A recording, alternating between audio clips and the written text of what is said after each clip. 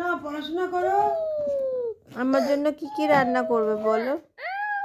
কি কি রান্না করবে আমার জন্য? আমার জন্য তুমি কি কি রান্না করবে বলো? মাংস, হুম মটন, হুম বিরিয়ানি ও আর আর সবজি। ও আর কিছু না। আর কিছু না? চকলেট। ও আচ্ছা আচ্ছা, ডার্ক চকলেটও রান্না করবে? হ্যাঁ, চপ খাবো।